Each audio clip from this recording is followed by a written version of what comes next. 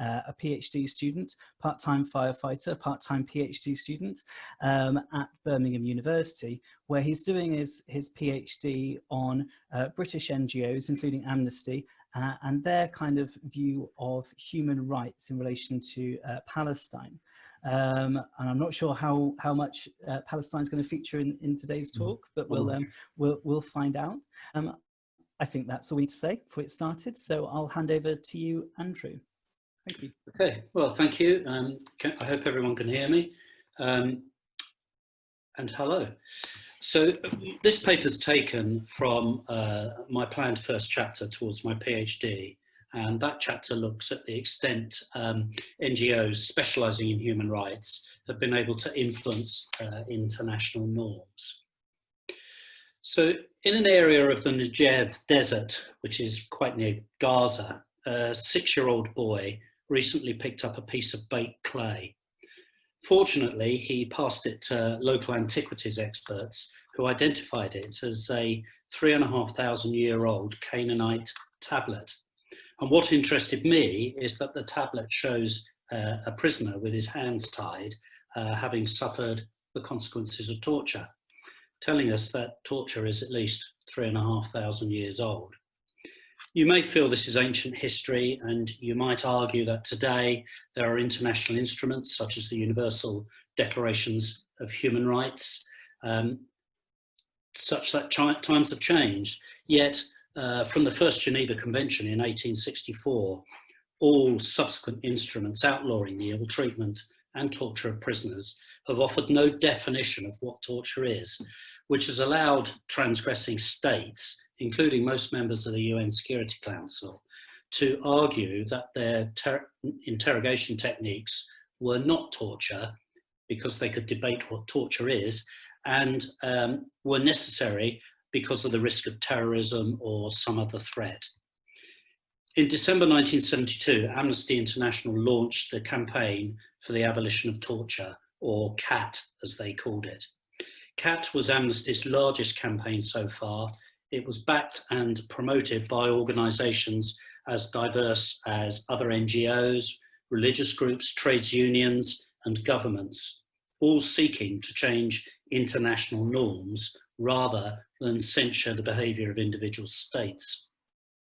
But while the involvement of other NGOs added to the perception of a popular moral crusade, CAT served to enhance the image of Amnesty as the driving force in human rights, catapulting them into the international consciousness of citizens and governments alike. Academic opinion is divided over the extent NGOs are able to influence international norms. Matthew Hilton and others observe lobbying is not the same as influence, and that influence is overstated. So further, they argue finding a way to measure legislative impact is very difficult. As a standalone and specific campaign, CAT offers that opportunity. And from my research, I argue, contra Hilton et al., that Amnesty did fundamentally influence international human rights legislation. Many historians treat CAT as a stage in the evolution of Amnesty, perhaps even something, now trying to work out how to change the slide, really, perhaps even something necessary for survival. But the campaign for abolition of torture did not burst onto the human rights scene. It was the culmination of a slow and early recalibration of Amnesty's core aims. Amnesty's founding statutes sought the implementation of UDHR Articles 18 and 19, and these require universal freedom of expression and thought. In 1968, they added 2 more, one of them, Article 5, which states, "No one shall be subjected to torture or to cruel, inhuman or degrading treatment or punishment." In the 1960s, Amnesty had already mounted campaigns alleging torture by individual states. In 1964, the founder, Peter Benenson, visited Haiti on an undercover mission sponsored by the British government to investigate allegations of ill treatment by Papa Doc's Tonton Macoute. In 1965, Amnesty privately lobbied the British government over the torture of detainees in Aden, going public with the allegations in 1966. And in 1968, it accused Greece of deliberately and officially, quotes, using torture on political detainees. Both campaigns had impact, prompting the Bowen inquiry in Aden and Greece's resignation from the European Council. Until then, allegations were described in the terms oriented towards prisoners of conscience, which Amnesty calls POCs. I know, complicated with modern terminology. But in April 1970, Amnesty released a report alleging Israel had tortured Arabs soon after the 1967 Six-Day War. Once again, it was carefully researched, but this time solely about torture. None of the individuals concerned were in Israeli custody, and some may have even resisted the occupation. So Amnesty had moved publicly to a dual advocacy model.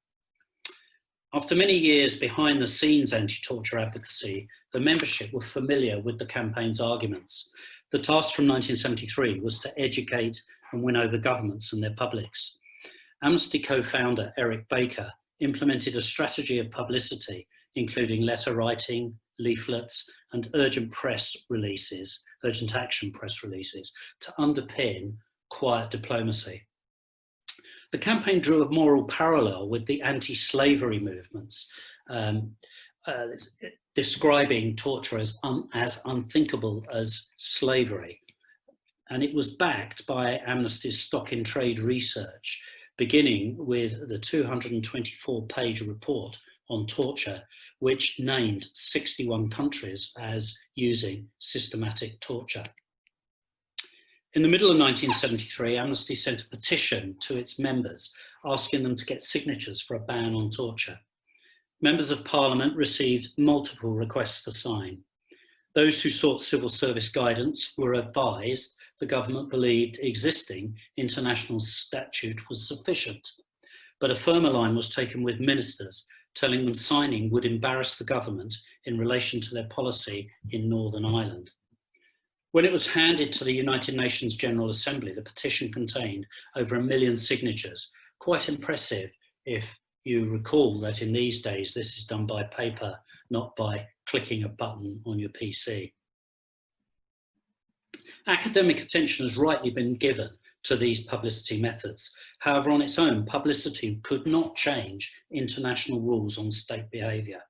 Contrary to some of the historiography emphasising the power of public campaigning, it was backroom diplomacy that made the game-changing contribution. Human rights norms are not created in a vacuum. To implement a convention or make a declaration, an idea must be cultivated by member states working together. Creating international norms that hold states to account was fraught with difficulty because of Amnesty's report on torture had risked offending many of the most powerful countries at the UN. NGO-led conventions were not without precedents, such as the Geneva Conventions. Nonetheless, NGOs are unelected movements, and for them to propose international obligations conflicted with the UN's most basic principle, the primacy of the state.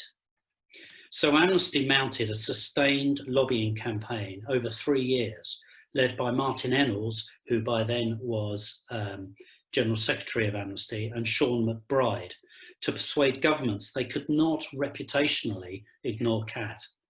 Some, such as those Kevin O'Sullivan calls the fire brigade states, like say Denmark, Sweden or the Netherlands, were quick to offer support, at times acting as an indirect diplomatic strand. Others, such as the UK and US, were more reluctant. In Whitehall, early reaction to Amnesty's publicity campaign was dismissive, and the UK government declined to sponsor the resolution. In response, Martin Ennals told Prime Minister Ted Heath he intended to travel to New York to speak to other countries' UN ambassadors. In New York, and with the help of Olaf Palme, Prime Minister of Sweden, he persuaded the Netherlands and Ireland to co-sponsor a Swedish proposal to place torture on the UN General Assembly agenda. And in 1973, a watered-down form of an amnesty draft was passed. But this was neither a convention nor a declaration. It was no more than agreement to discuss torture at a future date. Outwardly, British government policy changed little, but internally, Whitehall began to fracture as foreign policy experts saw the way the wind was blowing. British foreign policy at that time sought to portray itself as a standard bearer for liberal values, and exclusion from the Swedish proposal created a tricky political situation for the UN mission in New York. At home, the FCO's European section bluntly described our attitude towards ratifying the covenants is negative. At the heart of these diplomatic and departmental differences were Amnesty's allegations the UK had tortured Republican prisoners in Northern Ireland. The Northern Ireland office abhorred any involvement with Amnesty, blaming it for ensuring there was a good chance, quote, the European Court of Human Rights would find the UK guilty of torture. Nonetheless, the rest of Whitehall was beginning to accept the changing imperial order and distance itself from Northern Ireland office's position.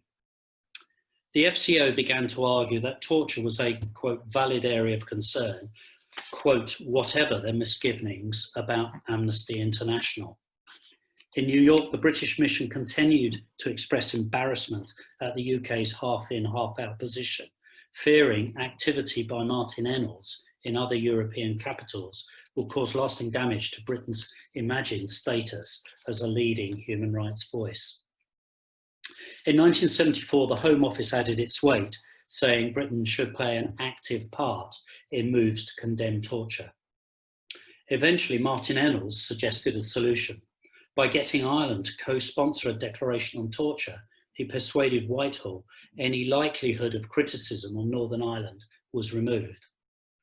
By 1975, and in a remarkable volte-face, the UK mission to the UN was actively involving Martin Ennals in deliberations over the wording of a declaration on torture. He even joined British and Dutch diplomats at meetings with senior US State Department officials, where the FCO acknowledged that Ennals was instrumental in changing American minds over the resolution.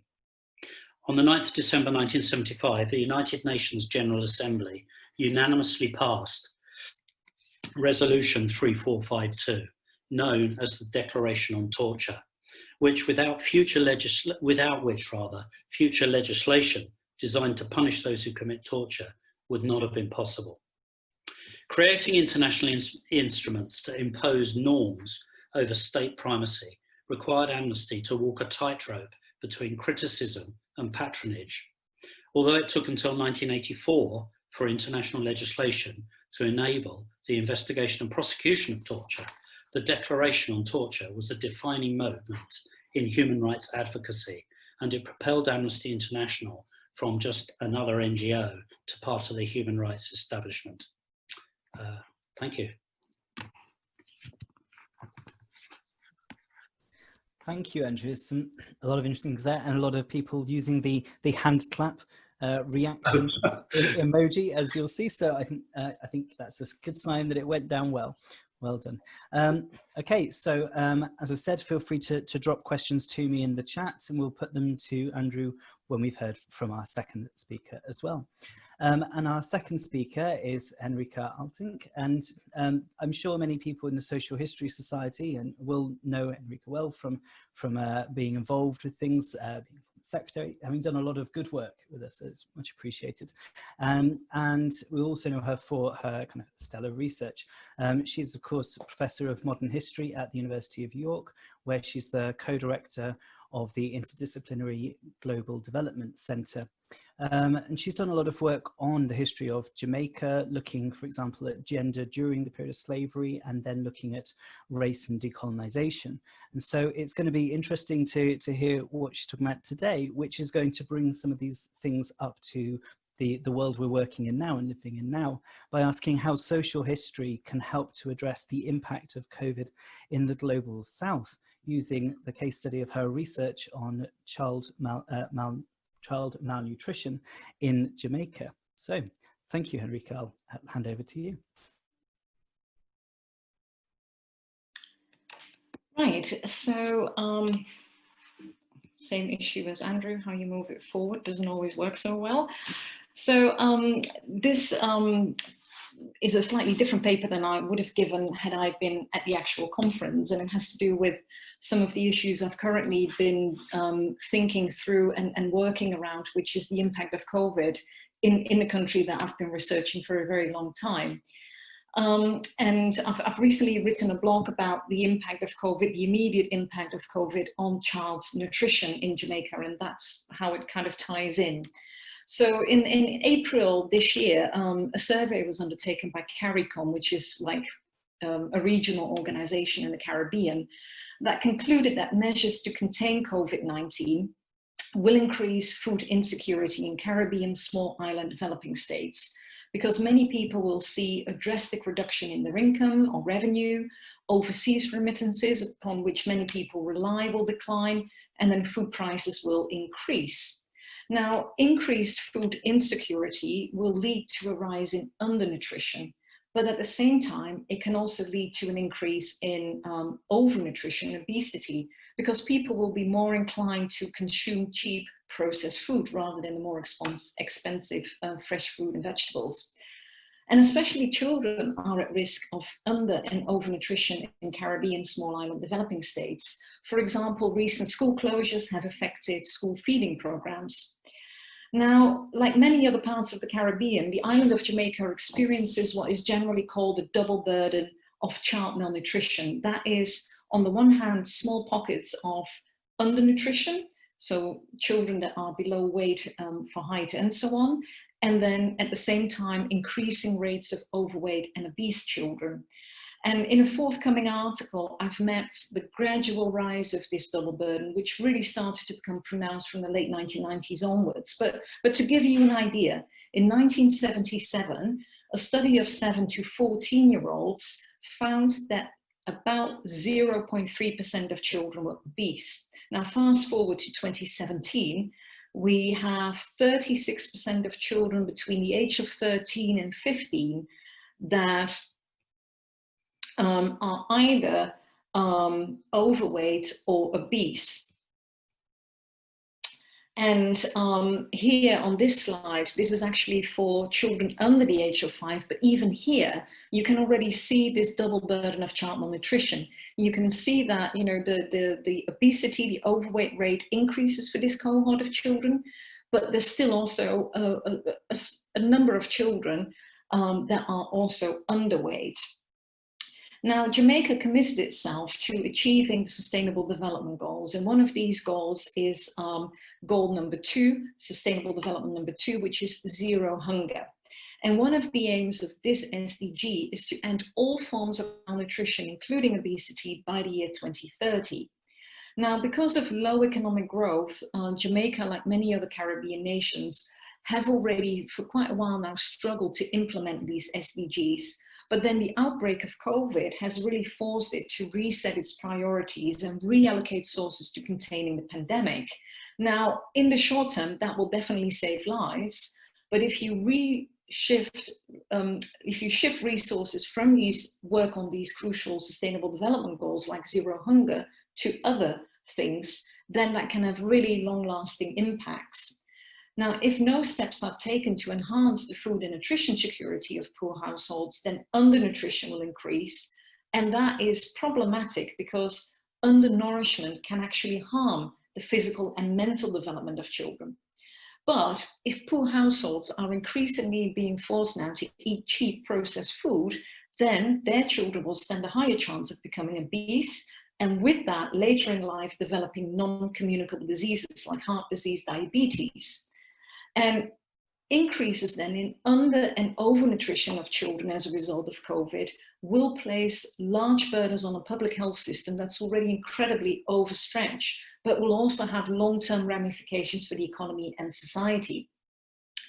Now, by examining previous food crises, social historians can provide policymakers with lessons on how they can approach the current food crisis caused by COVID in ways that will not then lead to a drastic increase in child under and overnutrition.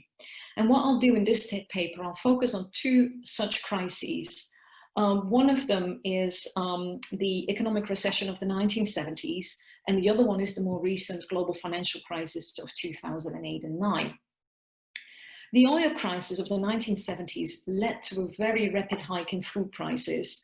Between mid-1973 and mid-1975, food prices nearly doubled. So half of the population spend at least 60% of their income on food, which is a really, really high proportion. Up to about 1975, a rise in wages counteracted that increase in prices somewhat, but then from mid-75 onwards, there was unemployment that really began to increase. By about 1980, it was almost 27% of the population that was unemployed. Also, because of strained relations between the US and Jamaica, USAID, which is the US development agencies, cut the flow of food aid to Jamaica. And that included things like food supplement for pregnant and nursing women and small children. From the mid-1970s onwards, the government also had to scale back various policies that benefited the nutritional standard of poor people. For example, under agreement with agencies like the IMF, spending on healthcare was reduced. And then from the mid-1970s onwards, you also see even faster rises in unemployment, in food prices, and even food shortages. But what is really surprising is if we take that food crisis of the 1970s, that actually overall child malnutrition levels declined and child nutrition improved.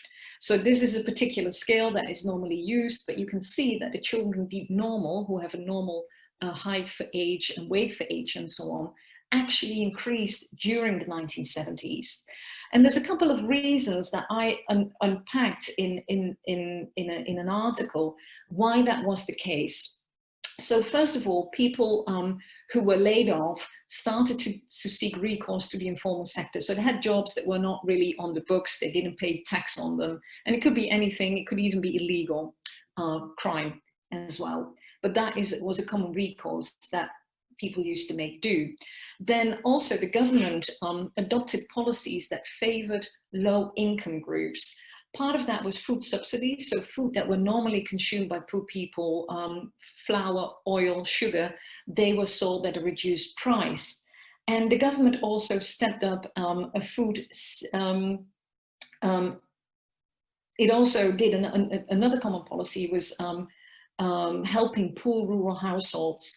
And a particular pronounced scheme was the Project Land Lease. So the government leased privately held land and then passed it on to small farmers so that they had more land that they could cultivate, more produce that they could sell, and thus raise the income of their families. And then what government also did, it expanded the food school feeding program. Under that program, about 100,000 children, they were supplied either with a cooked lunch, or they were given a lunch that consisted of this thing called a Nutri-Bun and half a pint of like reconstituted milk. But these were carefully designed, and together the bun and a glass of milk would supply a child with about 1/3 of the daily protein and calorie intake. Now, initially, that school feeding program, especially, this bun, had a good impact, a positive impact on the nutritional status of school children. But then over time, it had less of an impact because the novelty was wearing off. Kids came really fed up with eating the same bun, day in, day out. And what they then often did, they opted for these for the cheaper, less nutritious snacks that were sold by vendors at the school gate, which we now know contributes to obesity. And then a fourth factor why overall child malnutrition levels did not increase in the 1970s was the expansion of primary healthcare. And primary healthcare is crucial, a first line in the prevention and treatment of child malnutrition. From the mid-1970s till the early 1980s, Jamaica had a thriving system of primary healthcare. By 1977, on a small island, there were already around 382 health centers. Many rural clinics, they employed lay health workers, and Jamaica was really a pioneer in the use of these lay health workers. They were called community health aides. They were women. By the 1980s, there were some 1,300 of them, and they focused mainly on maternal and child welfare. They had to encourage exclusive breastfeeding, improve weaning practices, encourage more balanced and affordable family diets, increase regular attendance at clinics so that children's weight could be monitored, and at risk cases be given supplements. And then finally, another reason, what you see here on the slide, why overall child malnutrition levels did not increase is that there was an increase in domestic food production.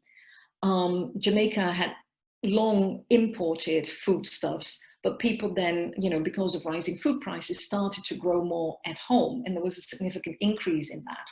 So in sum, what prevented the food crisis from the 1970s from increasing child malnutrition levels was government investment in public health care and pro-poor policies. Now, the 2008-9 global financial crisis impacted child nutrition levels in different ways. Here you see a table that shows that undernutrition increased, but that overweight and obesity levels actually decreased.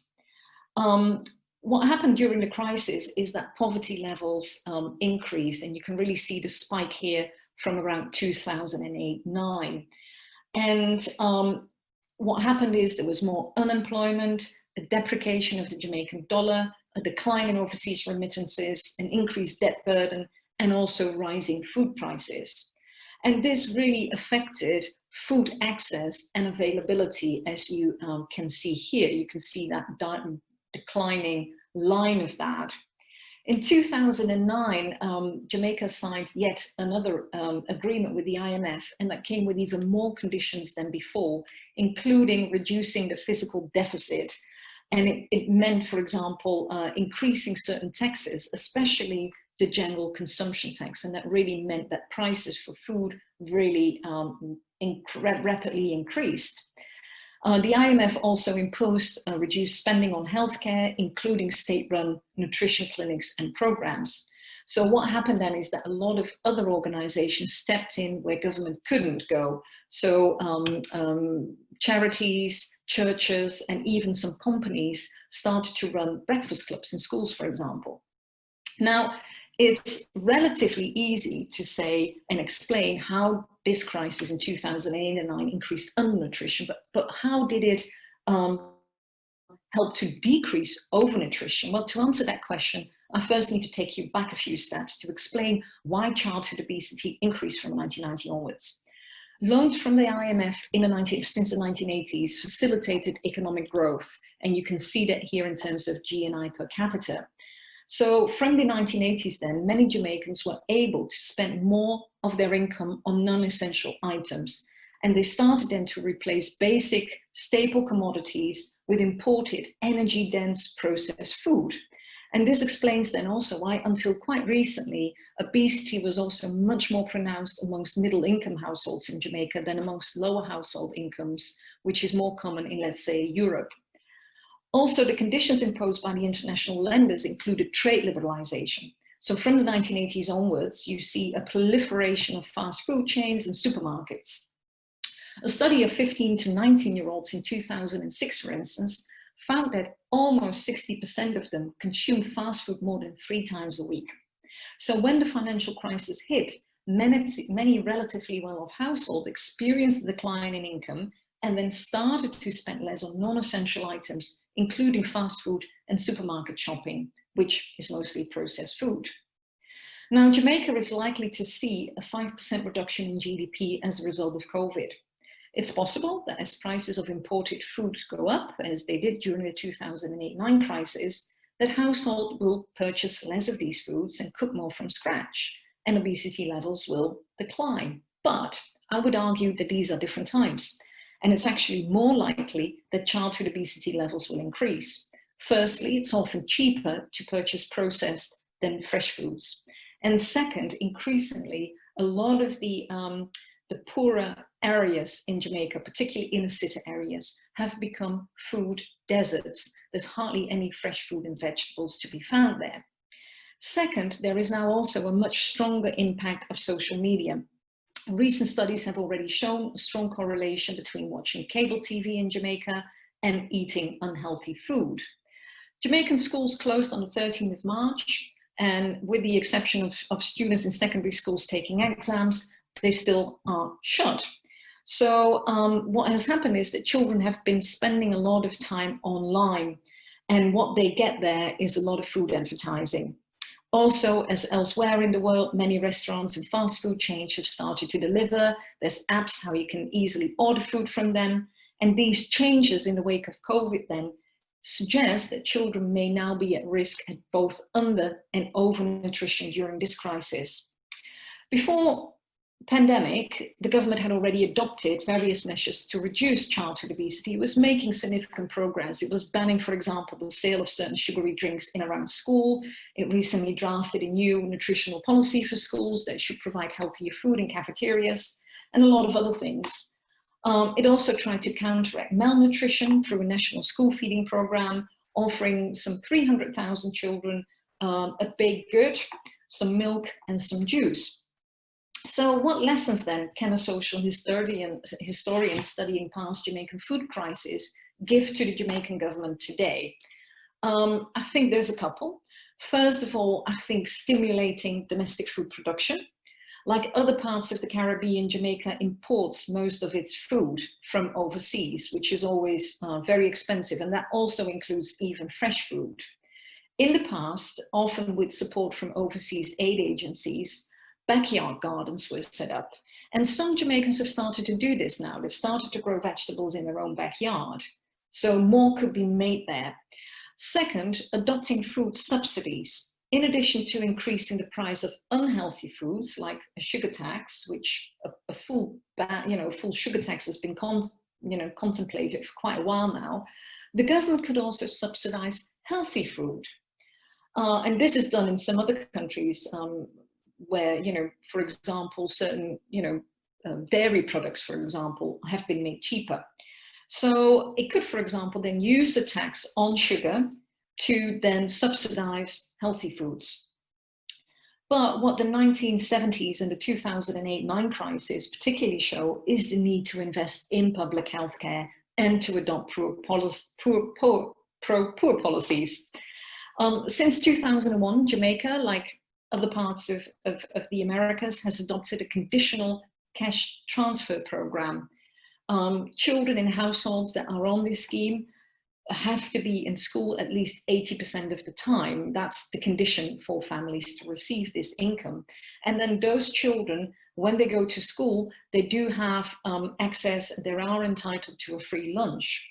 Now, during the lockdown, the cash allowance of families with children on that scheme was increased so that they could actually, during the lockdown, supply their children with lunch. And what the government has also done, it's moved more and more people onto this scheme, especially people who've been made redundant recently as a result of COVID. And it also has made extra payments in recent months to families on this scheme. But the economic downturn of the pandemic will be felt for a very long time. It won't be resolved in the next couple of months. So as such, I think what is really important is the adoption of a multi-sectoral approach to food and nutrition security. In the 1970s, the Jamaican government tried a multi-sectoral approach, but it just involved the ministries of health, education, and agriculture. But what we're dealing with now, this double burden, is so complex. It actually requires not just government departments coming together, but it also involves collaboration with the food industry, with the media and advertising industry, with the charitable protection sector, and lots of other ministries like the ministries of trade, because a lot of food is imported, as well as social protection ministry as well. So there are then some lessons that can be taken away. It's another matter how these lessons can be conveyed, and I'm very keen on hearing any suggestions people may have. Thank you, Henry. A lot of interesting stuff there, and I'm starting to see all the hands clapping in appreciation of that interesting talk. I found especially interesting at the end, you very much moved on with the multi-sectoral stuff, very much moved on to what I had written down as a question I was going to ask. So I'll rethink that before I get round in case I have a chance to ask that question.